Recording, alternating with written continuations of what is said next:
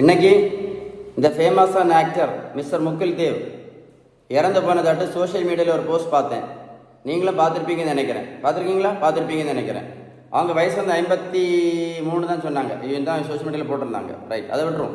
நான் இன்றைக்கி உங்களுக்கு ஒரு அவேர்னஸ் வீடியோ மட்டும் தர போகிறேன். அவேர்னஸ் மெசேஜ், ஓகேவா? இன்னைக்கு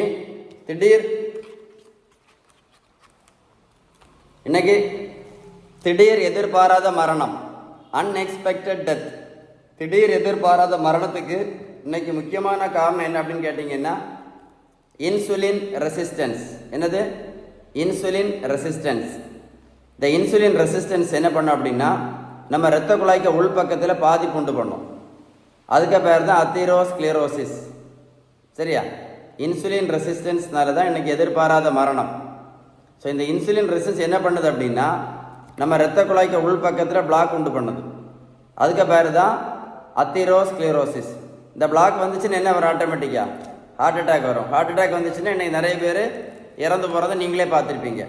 அதனால நான் இப்போ என்னோட எல்லா பேஷண்ட்ஸ்லையும் இந்த இன்சுலின் ரெசிஸ்டன்ஸ் அளவை டெஸ்ட் பண்ண சொல்கிறேன்.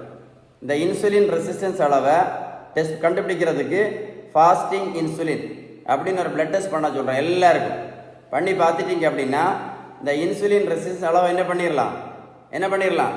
கண்டுபிடிக்கிறது மட்டும் இல்லை, சரி பண்ணிடலாம்.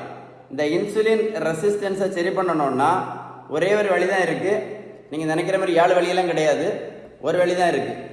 இந்த இன்சுலின் ரெசிஸ்டன்ஸை சரி பண்ணணும்னா பேலன்ஸ்டு டயட் மட்டும்தான் ஒரே ஒரு வழி.